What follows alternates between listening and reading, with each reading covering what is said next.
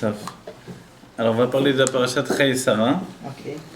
La parashat Chai et Sarah, c'est la parashat qui est liée à la femme, évidemment spécifiquement, puisque c'est Sarah et Mano. Et en plus, les sages nous ont dit une parole des sages qui est très connue et que l'on répète et qui est liée à toutes les femmes. Ezeu Isha Kshera Aosad Ratzon Be'ala. Alors quelle est la femme Kshera? Une femme qui est vertueuse et qui fait la volonté de son mari. Isha Kesara. Voilà. En fait, Ezeu Isha Kshera, Isha Kesara Aosad Ratzon Be'ala. Donc c'est une femme comme Sarah qui fait la volonté de son mari. Et c'est vrai que dans les textes, alors, on aborde la chose dans l'idée de la volonté du mari. Qu'est-ce que c'est? C'est que, voilà, le mari, il a une volonté quelle qu'elle soit, la femme, elle fait sa volonté. Parce que Dieu a organisé que finalement, c'est lui qui a une emprise sur elle. Mais maintenant, c'est vrai que ça ne concorde pas toujours avec ce que l'on voit dans la paracha, puisque dans la paracha, il y a écrit l'inverse. Ah, voilà. Il y a écrit que Kol Mashitoma Alecha Sarah Shma Bekola, donc forcément l'inverse. Tout ce que te dira Sarah, tu écouteras sa voix. Donc on ne parle plus maintenant de la femme qui fait la volonté de son mari, et on parle de Sarah et Manu. On a dit Isha et Sarah, une femme comme Sarah. Et on voit que Sarah, au contraire, c'était Abraham qui faisait sa volonté. Alors on ne comprend plus trop.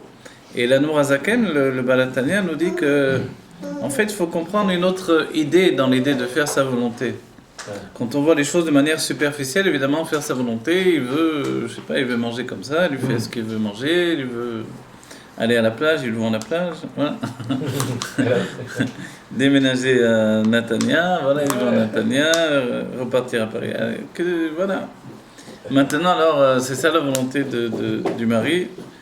En fait, l'Almorazaken nous dit il peut se trouver un cas où le mari n'a pas de volonté. Voilà. Et dans ce cas-là, le pasouk, Kaosa et Ratson Ba'ala, qui fait la volonté de son mari, c'est qu'elle lui fait une volonté. C'est-à-dire, comme il n'en a pas, forcément, elle lui fait une volonté.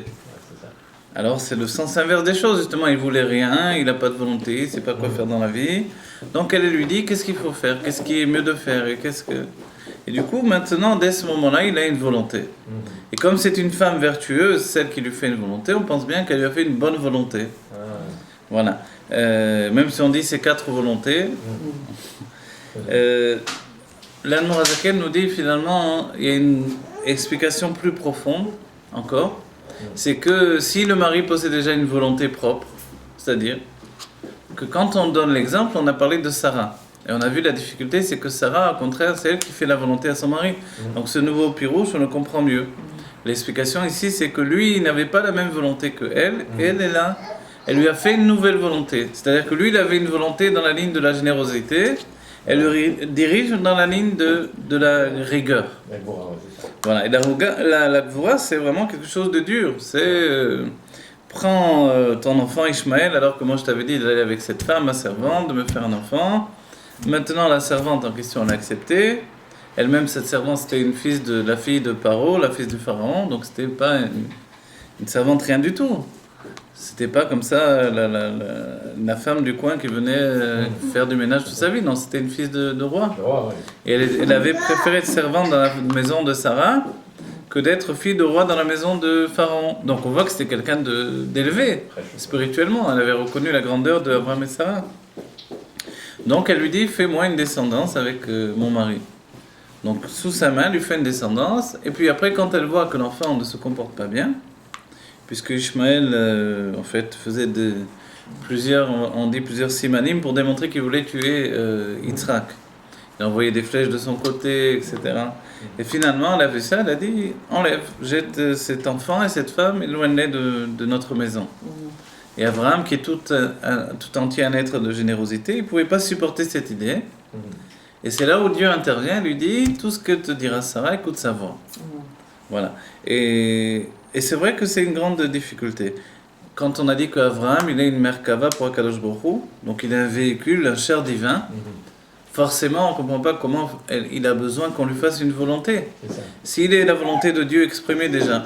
Donc quand on a expliqué qu'il y a quand même une détermination de la volonté, une direction. La direction naturelle de la volonté d'Abraham, c'était vers le chesed. La direction de Sarah, c'était du côté de la rigueur. Et en fait, à un certain moment, il s'agit pour nous de travailler dans la rigueur. On verra que l'autre épreuve qui va venir ensuite, c'est la Kedah.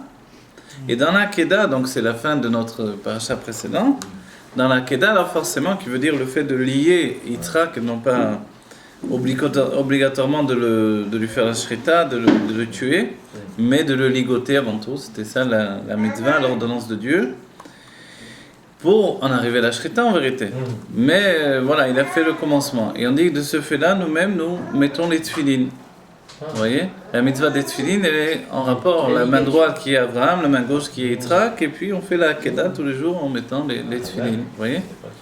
Et ça, ce fait-là, c'est que Abraham et Yitzhak sont des âmes générales pour tout le peuple juif. Et les femmes également et leurs couples sont des entités générales. Dans la Chassidut et la Kabbalah, on dira les âmes de Ban et de Ma.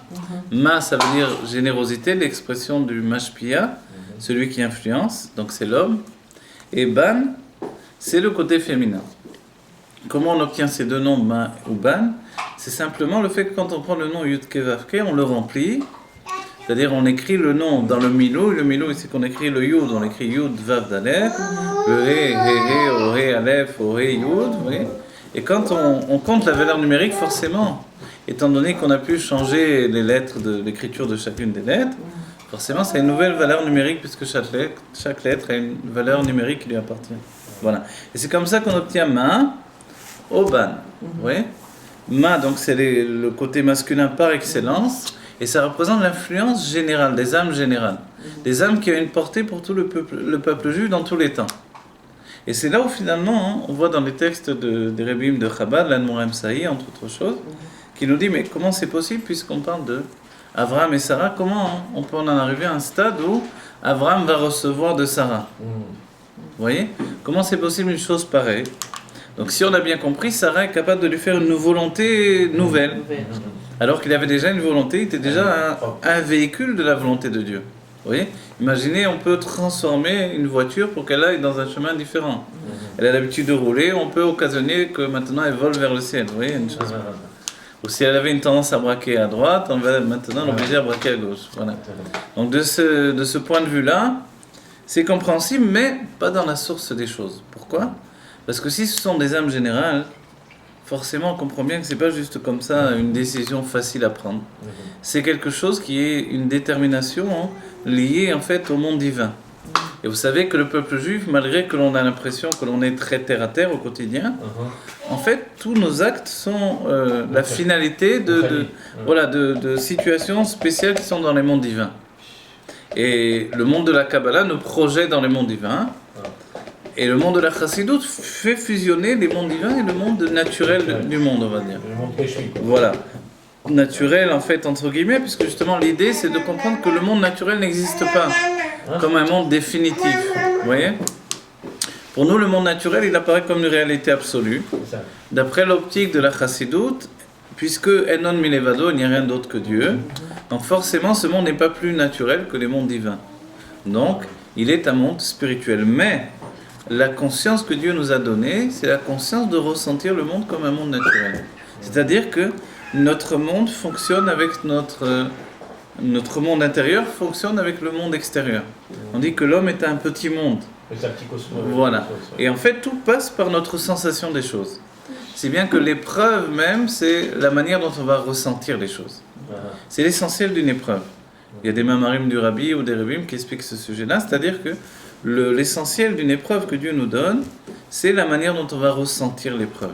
C'est bien que quelquefois, une fois que l'épreuve a été passée, que j'en ai tiré mon élévation, puisqu'il y a une part de mon âme qui est attachée à des choses inconnues, ça s'appelle les kochot hanelamim shebanefesh, les forces cachées de l'âme. Ces forces cachées de l'âme, depuis la faute d'Adam et Rishon, elles peuvent être vraiment quelquefois dans les forces du mal. Donc en fait, pour les sortir de là-bas, j'ai besoin de faire quelque chose qui dépasse mon cycle d'évolution naturelle. J'ai un système établi où, voilà, comme on a dit, la voiture elle a tendance à braquer à droite. Mais maintenant, si je dois m'élever et transporter cette voiture dans les airs, il faut faire quelque chose. Et ce quelque chose, il est occasionné par une épreuve. Vous savez qu'il y a une phrase importante du Rabbi qui a été déjà entamée par le Rabbi précédent, c'est le fait que Nigmar Avodat HaBirurim est terminé le travail des Birurim. Les Birurim, donc, c'est la clarification du monde de la matière. C'est-à-dire que la matière elle-même, elle est la finalité d'un monde spirituel qui existait, qui s'appelait le monde du Tohu. Et ce monde du Tohu s'est brisé en 1000 morceaux, entre guillemets 1000 morceaux, bien plus que ça, mais... Et cette brisure de monde spirituel a occasionné finalement une reconstruction des mondes inférieurs qui l'ont suivi. Le premier du monde, puisque Tohu, le monde Tohu, ça veut dire le désordre, le monde du désordre, la volonté divine était insuffisante à supporter là-bas le plaisir divin. D'un certain point de vue, on peut le dire comme ça. Et tout a explosé. Les kelim, les réceptacles d'expression n'ont pas été suffisants. Évidemment, ce n'est pas un hasard, Dieu n'a pas fait une erreur dans la construction, mais c'était un moyen de construire les mondes. Amener un monde qui se détruise pour être à même de reconstruire d'autres mondes. Pour nous, c'est un enseignement essentiel dans notre vie. Malheureusement, quelquefois, on passe par des destructions. Ces destructions sont le commencement d'une nouvelle construction. Voilà. Et en fait, c'est le commencement d'un monde qui s'appelle le monde du Tikkun. Le monde du Tikkun, dans les mondes divins, donc de la réparation, ça s'appelle le monde de Hatzilut. Et Hatzilut, c'est là où on découvre que finalement, la lumière n'est pas une nouveauté. C'est-à-dire que la lumière, les réceptacles et les lumières du monde de Hatzilut qui forment les sphérotes, la sphira c'est l'expression de divine, puisque la lumière elle est infinie, quand tout à coup elle se répartit en 10 mesures d'expression, elle peut en finalité correspondre à notre âme. Notre âme aussi a 10 forces de l'âme, vous voyez. Donc pour que ça coïncide, Dieu a organisé que dans les mondes divins, il y a 10 sphérotes. Et l'essentiel des 10 sphérotes, donc les 10 mesures d'expression que l'on étudie, c'est dans le monde de Hatzilut. Et ce monde de Hatzilut doit coïncider avec notre âme. Mais c'était pas un monde qui est caché? Alors, c'est un monde spirituel totalement, mais on va dire comme notre inconscient qui vit avec nous et qui est spirituel. Et on vit pourtant avec lui au quotidien, malgré qu'il n'est pas dévoilé de manière objective. Vous voyez ? Malheureusement, souvent, il vient se dévoiler à nous de manière totalement... Il peut être négatif, il peut être la problématique qui va jaillir à l'extérieur, parce que on n'est pas trop habitué dans les sociétés modernes à gérer l'inconscient. Il y avait d'autres sociétés où ils le faisaient plus facilement. L'un des travaux que fait la Chassidut, et en particulier la Chassidut Chabad, c'est de gérer les forces inconscientes de l'âme. Et c'est pour ça qu'elle va toujours aborder des choses qui nous dépassent totalement, et qu'ensuite elle va les intégrer dans la compréhension. C'est-à-dire prendre des sujets totalement en dehors des outils intellectuels habituels des juifs, et les rentrer dans ces outils intellectuels. Alors ça, c'est une nouveauté, vous voyez ? Et ces nouveautés-là, c'est une nouveauté pour nous au quotidien. Dès qu'on en a compris quelque chose de nouveau sur le divin, alors on s'est rapproché de Dieu encore plus.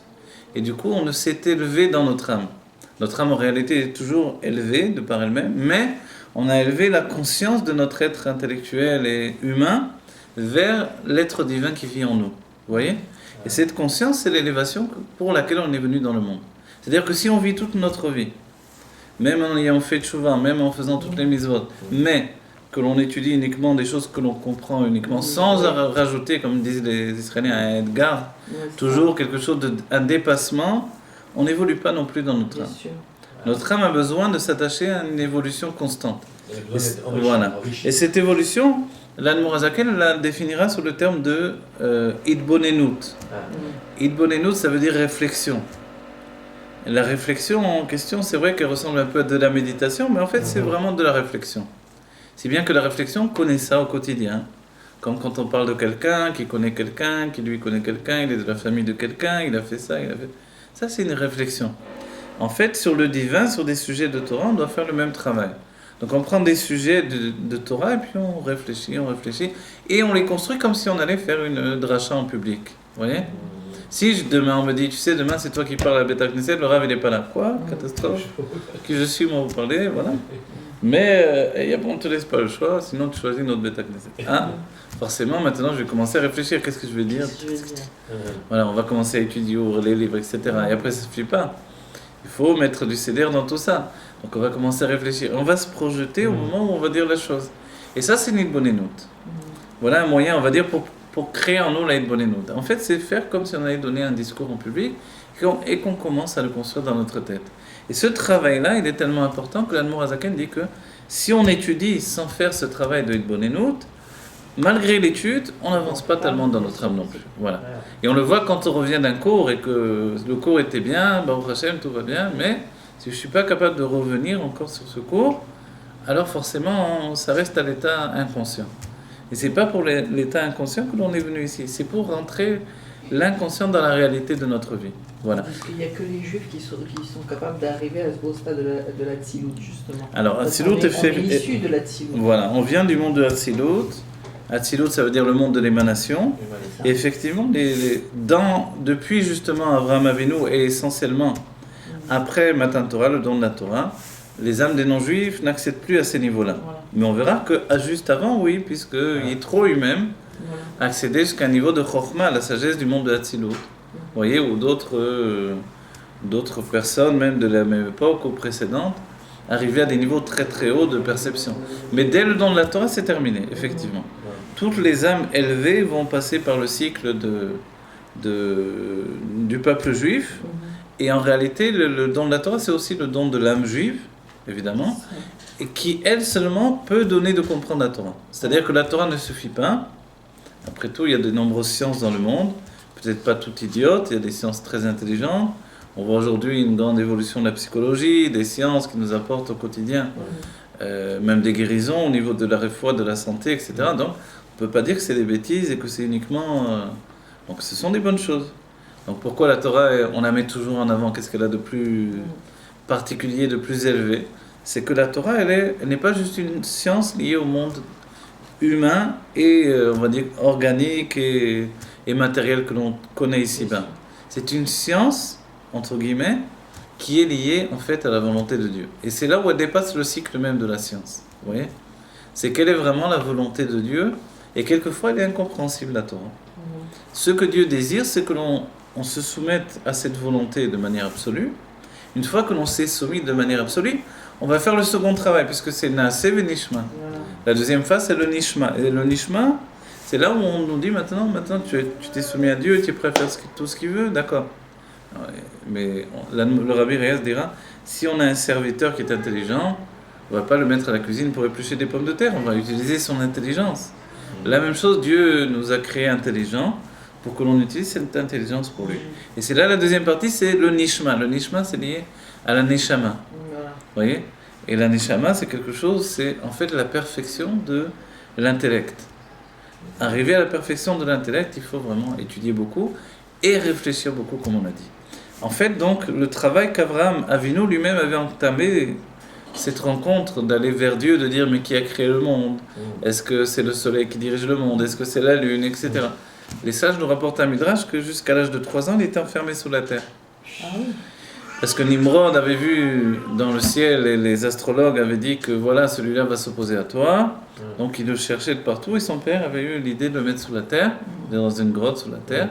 Il a vécu jusqu'à 3 ans et quand il est sorti de là-bas, nous dit le midrash, en fait non, voilà, sous la terre il a découvert tout ça. Et c'est là où c'est extraordinaire. On dit alors quelle lune et quel soleil, il ne voyait rien du tout. Comment il a pu découvrir la lune, le soleil et se faire tout ce qu'on dit? Puisqu'on dit il est sorti d'Over Belachon à Kodesh. Il est sorti, il parlait l'hébreu. Alors que on était après l'époque de la tour de Babel et il y a eu le mélange des langues, etc. Donc comment ça se fait qu'il est sorti en parlant l'hébreu, la langue originelle? Il parlait tellement bien qu'il a écrit le Sefer Yetzira. Et le Sefer Yetzira, c'est le livre qui explique que par la langue hébraïque, on peut créer le monde en fait. On peut former la matière à partir d'un chomer, un matériau originel, qui s'appelle le Kohar Ayuli ou le Chomer Ayuli. Et en fait, à partir de ce Chomer Ayuli, de ce Yuli, ça veut dire originel, c'est en grec. Vous voyez? C'est un terme grec, mais Chomer Ayuli, donc ce terme-là, c'est à partir de ça que tout commence.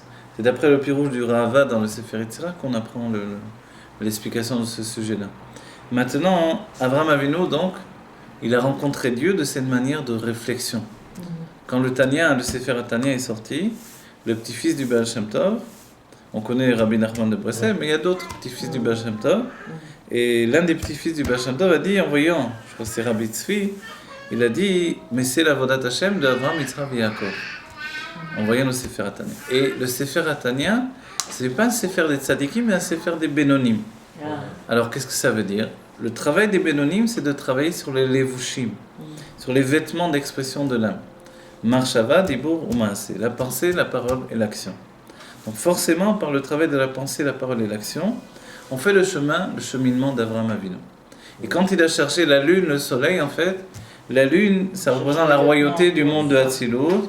Le soleil, c'est les sentiments du monde de Hatzilut, Zeranpin. Voilà. Et voilà comment il a cherché toutes choses.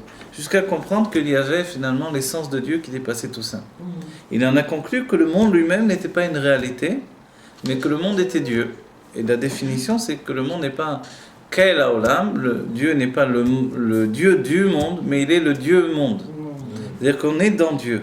On est dans Dieu et en même temps il est à l'intérieur de nous. Voilà, on est dans Dieu et une part de lui-même, Chelek Elokam Iman Mamash, l'âme divine, est au-dedans de nous. Mais nous sommes au-dedans de Dieu, puisqu'il dit à Moshe Rabbeinu, qui je suis, ne cherche pas où je suis, En Haolam Mekomo, En Haolam Mekomo, le monde n'est pas l'endroit où se trouve Dieu, mais moi je suis le Makom du monde, je suis l'endroit où le monde se trouve. Et en fait, voilà, nous sommes plongés dans Dieu. Comment ça se fait que l'on a une conscience particulière personnelle? Alors on a cette conscience personnelle parce que Dieu a créé la création, et que la création, c'est cette conscience que l'on a. Et c'est pour ça que toute la création va passer par le premier homme, et qu'il est la finalité de la création. C'est-à-dire que tout est en potentiel, que quand Adam Rishon arrive, il découvre. Il ouvre les yeux, il découvre le monde, et par rapport à lui, le monde existe. C'est-à-dire le monde, c'est ce que l'on voit du monde. C'est bien pour un aveugle, le monde n'existe pas finalement. Ceux qu'il mange existent, ceux qu'il touche existent, mais on ne peut pas lui parler de comprendre qu'est-ce que c'est vraiment la mer, le bleu de la mer là-bas au fond, les nuages là-bas au fond. Mais même son imagination, s'il n'a jamais vu de sa vie, à moins que de lui remonte des éléments de vie antérieurs, sinon s'il n'avait pas vu un moment ou un autre, vous voyez, il ne pourra pas imaginer quelque chose qu'il n'a jamais vu. Parce que l'imagination est basée sur le fait de la vision. On rentre des images et ensuite, l'imagination, c'est de reprendre ces mêmes images et de les reformer. C'est bien que dans un livre comme... il y a un livre qui s'appelle Chesed et Avraham, du grand-père du Chida.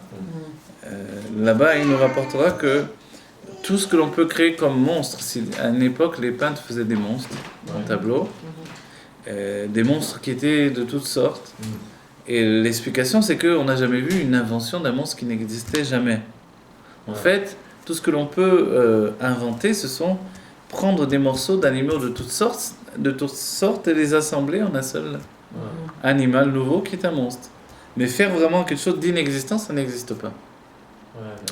Parce que notre fonctionnement, c'est de faire rentrer des images, et puis après, ces images, on va les gérer à l'intérieur. Voilà. Oui, on va dire que l'être humain, il est un peu comme l'aveugle, d'une certaine manière, il faut qu'il déchire les voiles au fur et à mesure qu'il avance dans la vie, pour arriver à découvrir la présence de Dieu à l'intérieur de ce monde dans lequel il vit.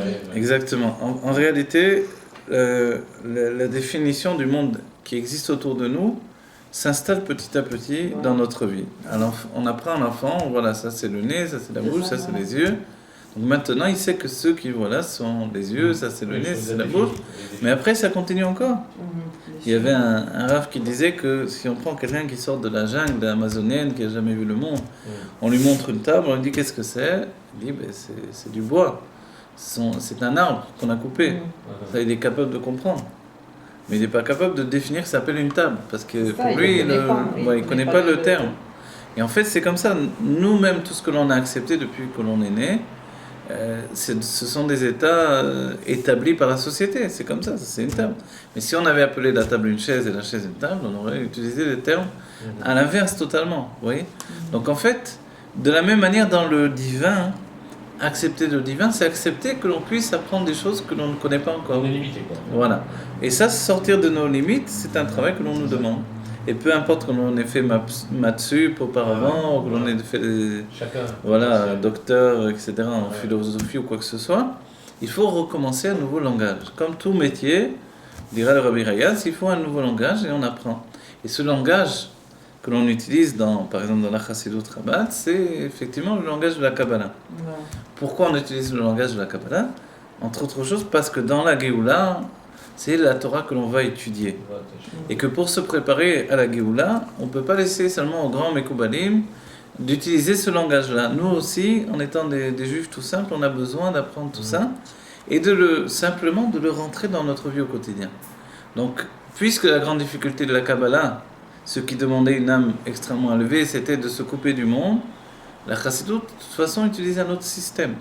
C'est que, on dira un exemple, vous voyez, l'exemple qui est donné dans la Chassidut, c'est que la Kabbalah, c'est comment l'homme voit Dieu. Et la Chassidut, c'est comment Dieu voit l'homme. Et là, tout est différent. C'est-à-dire que dès ce moment-là, de toute façon, l'homme est divin. Alors que quand on voit Dieu divin, nous-mêmes, on est moins que rien et ça fait une brisure dans la Neshama. Mais quand on voit l'homme par les yeux de Dieu, l'homme est toujours méritant, l'homme est bon, l'homme est de la Elokut, du divin, etc. Tout est vu d'une vision absolument différente. Et ce qui est merveilleux dans l'état psychologique de la Chassidut, c'est que on n'attend pas de tirer des conclusions du comportement humain. C'est que comme les choses viennent d'en haut, et qu'elles viennent de Dieu, de toutes les manières, on sait comment l'homme va se comporter. Vous voyez ? On sait à l'avance le comportement de l'homme, puisqu'on est basé sur la création des mondes divins. Et on est à l'image de ces mondes divins. C'est-à-dire que les mondes divins, le monde de Hatzilut, s'appelle Adam Haelion, l'homme supérieur. Donc on n'a plus de libre arbitre ? Oui, j'ai pas dit qu'on n'avait pas de libre arbitre. On a un libre arbitre, mais on est dans le système évolutif et constructif des mondes divins. Vous voyez ? C'est-à-dire que puisqu'il y a un père et une mère dans les mondes divins, ça s'appelle Chokhmah et Bina, voyez, qui s'appelle dans le terme de Partsufim. Partsufim, ça veut dire on va dire des figures d'expression divine. Dans le terme de Partsuf, ça s'appelle Abba Veima. Il est dit que l'enfant, quand il commence à manger des aliments à base de farine, il va commencer à dire Abba, et ensuite il dira Ima. Et que l'Admorazaken nous dit en fait c'est Abba de Hatzilut, et Ima de Hatzilut. Mais après, il verra qu'il y a une relation avec le père et la mère ici-bas qui vont réagir évidemment à ce Abba et Ima. Et c'est comme ça que le langage va s'intégrer depuis l'âme dans la réalité humaine. Vous voyez ? Donc en fait, toute explication des mondes divins va amener une construction humaine en finalité. Voilà, si vous avez bien compris, de là on comprendra mieux l'idée de Abraham et Sarah. Et la difficulté même de comprendre pourquoi Abraham et Sarah sont dans une situation telle que Abraham doit écouter ce que dit Sarah. Il est dit toutefois Shema Bekola. Kol ma shetomar lecha Sarah, Shema Bekola. Tout ce que dira Sarah, écoute sa voix. Il faut préciser que dans le rapport entre un homme et une femme, ça ne veut pas dire que tout ce que dit la femme, l'homme va écouter forcément. Entre autres choses, il faut souligner que c'est Kola, sa voix à elle, c'est-à-dire une voix profonde, une voix qui vient d'elle-même profondément de son être. Si c'est ce qu'elle a entendu d'une voisine, je sais pas, de la radio, de trucs, c'est pas forcément que ça va fonctionner dans leur vie au quotidien, vous voyez. Donc alors il faut trouver vraiment qu'est-ce qui jaillit de la femme profondément. Mais maintenant sur Abraham et Sarah, on se pose une grande question puisqu'on a dit que Abraham en réalité, d'après le Zohar, il représente la Neshama de tout le peuple juif et Sarah représente le corps de tout le peuple juif. Ça rajoute encore la difficulté, comment l'âme peut écouter le corps. Alors si on écoute le corps, forcément on voit bien que nous, dès le matin, on ne va pas se lever du lit. Ensuite, forcément, on ne va pas courir pour le Kriyat Shema. Forcément, on ne va pas se presser pour la Tfila, etc. etc. Donc, en écoutant le corps, ça ne va pas bouger grand-chose dans le monde. Donc alors, on ne peut pas écouter notre corps. Comment ça se fait que chez Abraham, qui représente l'âme de tous les juifs, il va maintenant écouter son corps? La réalité, c'est que, et c'est la réponse à tous ces points de vue et ce questionnement, c'est que Abraham et Sarah, les Avot, ont reçu un cadeau de Dieu, c'est qu'ils vivaient déjà Men Haolam Haba. Ils vivaient déjà dans une situation qui est déjà un petit peu du monde futur. Un petit peu ou beaucoup, mais l'expression c'est toujours un petit peu. Et en fait, comme ils vivaient déjà dans une projection du monde futur, du monde de la Géoula, en vérité, Sarah, c'était pas juste une femme, même très élevée, c'était une femme supérieure à son mari. Et ainsi, toutes les Imaot, quand on verra Rivka, qui va faire tout un travail pour duper finalement son mari, on se dit, qu'est-ce qui se passe là? Alors, oui. Quand Achashverosh, beaucoup plus tard, il va dire, si il va appeler Vashti, il va pas venir, et Aman va dire, si elle n'écoute pas son mari, toutes les femmes vont pas écouter leur mari. Alors qu'est-ce qu'on aurait pu dire, non? On voit Rivka qui a complètement fait tout un travail pour embrouiller son mari et voler la bénédiction pour Yaakov alors qu'il voulait bénir ça. On va dire, alors toutes les femmes aussi vont faire ça maintenant. En fait, non, on comprend bien que non. Et ici, l'idée c'est que c'est vrai, les Imaot étaient supérieures en Névoa. Elles étaient supérieure parce qu'elle représente déjà l'état de Eshet Ra'il Ateret Baal. C'est ça. Une femme vertueuse, c'est la couronne de son mari. Et ça sera l'état de la Géoula. Une femme vertueuse qui est la couronne de son mari, et comme on est proche de la Géoula, d'après les écrits du Rabbi, on est déjà dans Imot HaMashiach, on est rentré dans les jours du Mashiach, d'après les Gmarot d'ailleurs également, d'après la Maseret Sota, Sanhedrin, déjà tous les simanim qui nous définissent qu'on est rentré dans les jours du Mashiach. Bien que les jours du Mashiach ont plusieurs périodes, puisqu'on voit qu'à la fois l'exil est toujours présent malheureusement, qui se débat pour les derniers instants de l'exil, et que la Géoula pointe déjà son nez, puisque même la science parle de vie immortelle, de guérir toutes les maladies, de repousser la mortalité à des centaines d'années, etc. Donc on recule les limites de l'impossible dans le monde naturel même.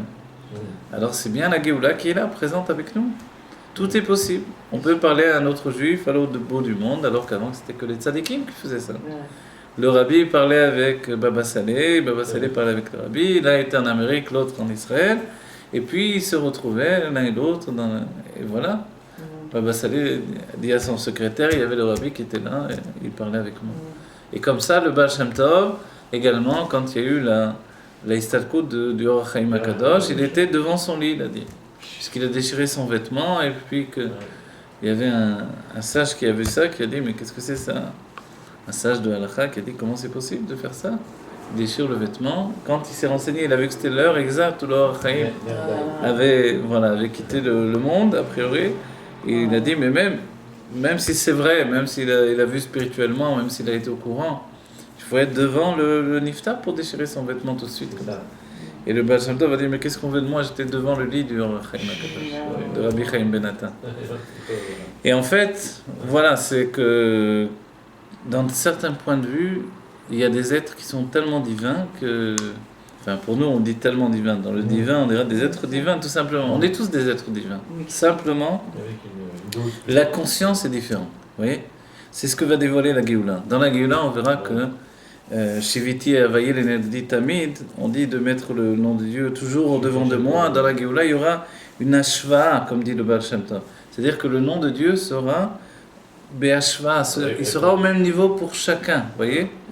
La connaissance de Dieu sera pour chacun d'entre nous comme l'eau qui est sur la surface de la mer. C'est ce que dit le Rambam. Donc finalement, ce sera au même niveau. La surface de l'eau, elle est égale pour chacun d'entre nous. La différence sera simplement dans la profondeur de l'eau. Évidemment, la profondeur de Moshe Rabbeinu et de moi-même, je vais me noyer si je rentre dans le coin de Moshe Rabbeinu. Et ça, c'est la différence. Et cette différence-là, elle n'occasionne pas, ceci dit, un changement pour tout le monde. On aura le dévoilement de l'essence de Dieu. La définition de la Géoula, c'est que Velo Ikanef Od Morecha, c'est que notre maître, qui est Dieu, notre maître véritable au-delà de tout, c'est Dieu directement.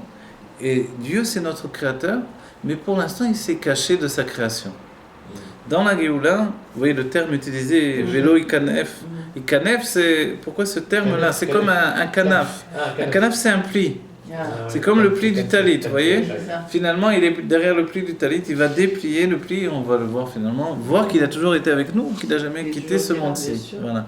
Et en réalité, on va se réveiller d'un mauvais rêve, d'un cauchemar, puisque on le dit, quand on dit le Shiramalot, Aïnou Kecholmim, on était comme en train de rêver. C'est-à-dire que la réalité, souvent on dit, mais tu rêves, tu me dis des choses. Non, la réalité, c'est pas celle-ci. Le Zohar définit ce monde comme Alma Deshikra. Pourquoi c'est un monde de mensonges? Parce que c'est un monde qui cache son créateur. C'est ça. Dans la Géoula, ce sera le monde du Emet. Le monde du Emet, aujourd'hui on a besoin de quitter le corps pour le connaître. On monte dans le monde du Emet, c'est le monde des âmes. Mais dans la Géoula, on atteindra un monde de Emet beaucoup plus grand et beaucoup plus entier. Il n'y aura plus besoin de quitter le corps. On sera dans notre corps et on vivra Dieu au quotidien. On verra que Dieu est la réalité qui nous entoure. Et c'est vrai qu'il y a des voiles à sortir. Alors on doit les sortir, c'est le dernier travail de l'exil. Mais c'est la conscience qui doit sortir ces voiles. Et pour ça, il faut que la conscience réfléchisse le divin au quotidien. Et pour ça, c'est vrai que l'Admorazaken a codifié une Torah différente de ce qui existait auparavant. L'Admorazaken, c'est une âme générale et une âme nouvelle, c'est-à-dire une âme qui n'était jamais venue au monde auparavant, qui n'avait pas fauté avec Adam Arishon, et les âmes nouvelles, c'est des âmes qui ont fui Adam Arishon avant la faute, elles ont senti qu'Adam Arishon allait fauter, elles ont fui avant la faute. Maintenant, l'Admor Hazaken n'était même pas inclus dans Adam Arishon avant la faute. Parce qu'il y a des âmes qui ne viendront que dans la Géoula. Et lui, son âme n'était même pas inclus, et il est venu au monde. Alors pourquoi? Ouais, le premier Rabbi Lubavitch, le Balatania. Non, le Rabbi de notre époque, a priori, c'est pas une nouvelle âme. A priori, c'est plutôt genre la réincarnation de Moshe Rabbeinu. Ouais. Mais le premier Rabbi de Lubavitch, c'était une âme nouvelle. Une âme nouvelle.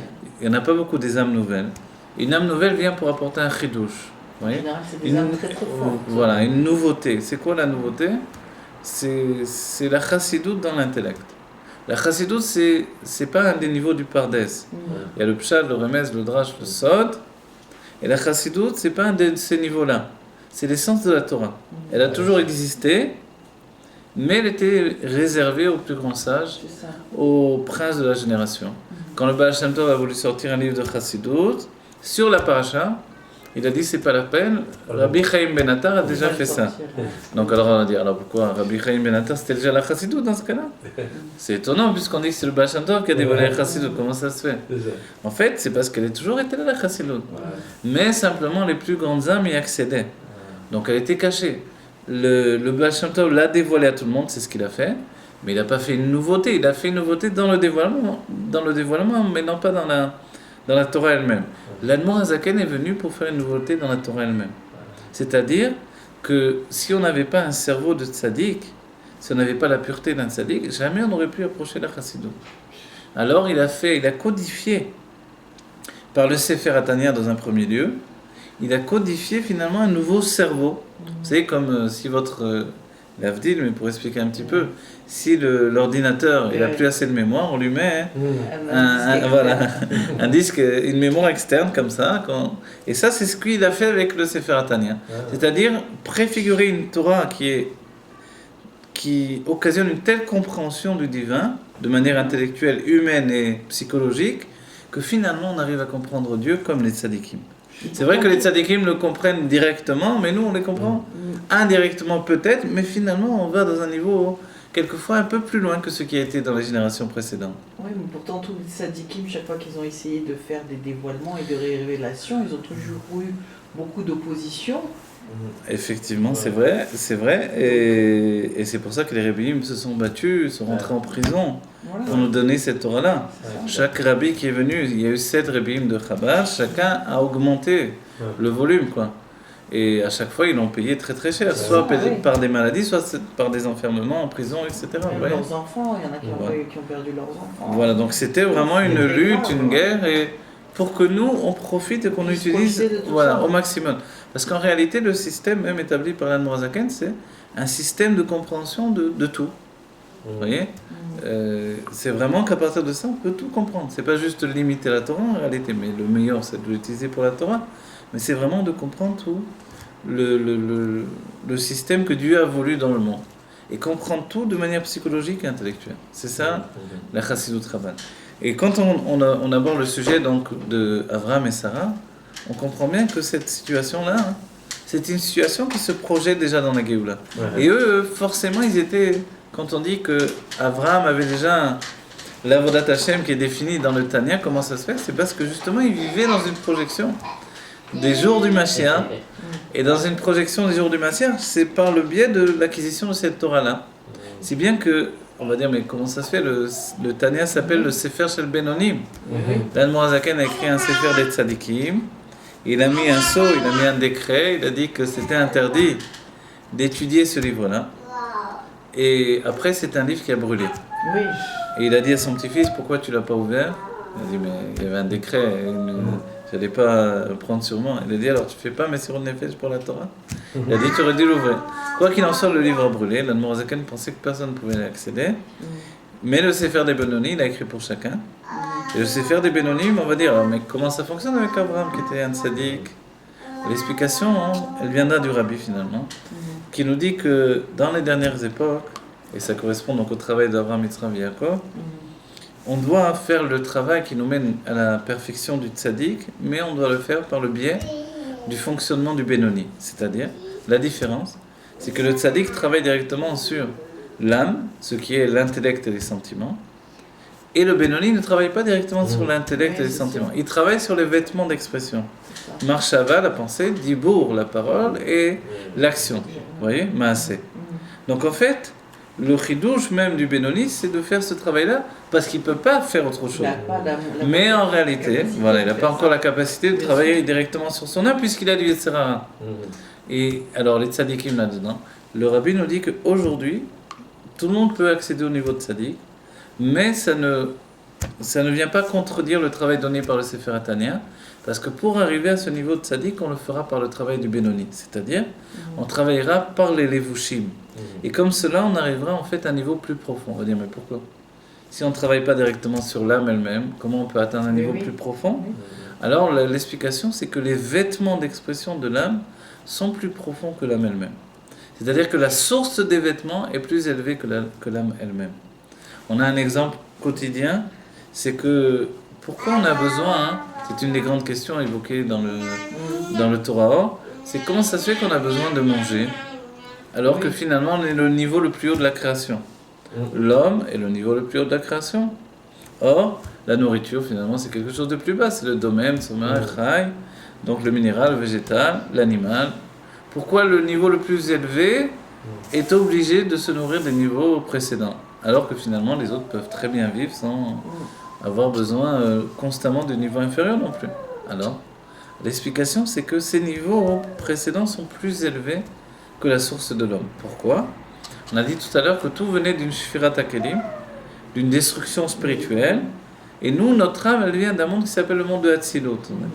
Ce monde de Hatzilut, il est inférieur au monde de la destruction spirituelle. Et en fait, tout ce qui était le plus haut va tomber le plus bas. C'est l'exemple que l'on donne, on le verra dans des livres de la Chassidut, un exemple simple. Si on rentre des billes dans un conduit, quand on renverse finalement le conduit, c'est la dernière qui est rentrée qui va sortir la première. Et en fait, comme ça, si quelque chose tombe de plus haut, ça va tomber beaucoup plus profondément. Et en fait, ce qui est le plus bas dans ce monde-ci a une source beaucoup plus élevée. C'est l'une des explications également pour comment ça se fait que tout à coup dans la Géoula ça se transforme. La femme qui était toujours en second plan par rapport à l'homme, elle devient maintenant Eshetraï la Teret Baala, Kol Mashetomar Sarah Ashma Bekona. Voilà la femme vertueuse et la couronne de son mari. Tout ce que te dira Sarah, écoute sa voix. Bon, ça se fait qu'on a basculé comme ça. A priori, la femme était inférieure à l'homme. Dieu, depuis la faute d'Adam Arishon qui est passée par Sarah, voilà, elle sera soumise à son mari. Et lui, il aura du désir pour elle. Comme il aura du désir pour elle, il sera toujours en état d'influence. Parce que si Dieu ne lui avait pas mis de désir en l'homme pour la femme, il se serait vite, rapidement séparé de la femme, compte tenu qu'il est tellement élevé par rapport à elle. On voit qu'à la fin des temps, les choses se renversent. Tout à coup, la femme s'élève à un niveau beaucoup plus élevé, et on ne comprend pas, a priori, comment ça se fait. Quand on a dit qu'on a comparé la femme au corps, la femme dont on parle en question dans notre paracha, c'est Sarah. Et notre paracha, curieusement, elle s'appelle Chaye Sarah, alors qu'elle parle de la mort de Sarah. On aurait dû l'appeler Istalkut Sarah, ou je sais pas, changer le nom. Qu'on a gardé ce nom, Chaye Sarah. C'est vrai que la paracha commence par ça, mais a priori, c'est pas compréhensible. Le rabbi nous fait remarquer que le nom de la paracha, c'est toute la valeur de la paracha, tout le sens de la paracha. Et si la paracha s'appelle Chaye Sarah, c'est que la paracha ne parle pas de la mort de Sarah, mais de la vie éternelle de Sarah, en fait. Et c'est pour ça que le texte nous définit qu'elle était à 7 ans comme à 20 ans, et à 20 ans comme à 100 ans. Elle était toujours aussi belle et aussi pure, rien n'avait changé dans sa situation. Et en fait, ces cycles d'évolution, elle les a portés avec elle. L'une des choses merveilleuses que nous dit le rabbi dans ses Mamarim, c'est que Sarah a eu la force de faire la réparation de Chava. C'est ça. Vous savez que les Havot sont les réincarnations de Adam Arishon, et les Imaot, les réincarnations de Chava. Vous voyez ? Quand on dit, alors comment ça marche avec Yaakov, puisqu'il y a deux femmes différentes, c'est que Adam Arishon avait deux femmes, malgré qu'on ne connaît pas toujours. Il avait Chava Rishona et Chava Shnia. Une première Chava qui était spirituelle, qui est comparable à la pensée, et une deuxième Chava qui était physique, qui s'est vraiment définie en lui dans sa vie comme un être vivant à part entière. Et de la même manière, donc, Léa est liée à la première Chava, qui s'appelait Chaya en réalité, et Rachel est liée à la seconde Chava. Et donc voilà, on comprend mieux comment ça fonctionne. Mais quand on arrive à Abraham et Sarah, tous les deux ont commencé le travail. C'était la réparation du niveau de Nefesh de Adam Arishon. Oui. Alors le Nefesh, c'est le premier niveau qui est lié à l'action. Mais ce qu'a fait Chava finalement de réparer la faute de Adam Arishon, on va dire d'autres ont essayé avant eux. C'est-à-dire que Chava elle-même, c'est pas qu'elle a voulu fauter, c'est pas que dans son être il y avait la notion de faute comme une évidence, c'est que finalement ça c'est arrivé par le fait qu'il y a eu une chute, il y a eu une erreur qui s'est passée dans sa conscience. Ou alors l'acceptation d'un nouveau niveau. La Chassidut mettra en avant le fait qu'Adam Arishon a désiré fauter parce qu'il a compris que le Nachash était un intermédiaire que Dieu a placé pour que Adam Arishon puisse évoluer. C'est-à-dire que la faute d'Adam Arishon lui a permis de se projeter dans une nouvelle configuration de la réalité. C'est le monde que l'on connaît, c'est le monde de la tchouva. Avant la faute d'Adam Arishon, la tchouva n'existait pas. Pourquoi ? Parce que la perfection du tzaddik l'entraînait vers une élévation constante et finalement il n'y a pas de recul, il n'y a pas de remise en question. La tchouva qui intervient par le biais du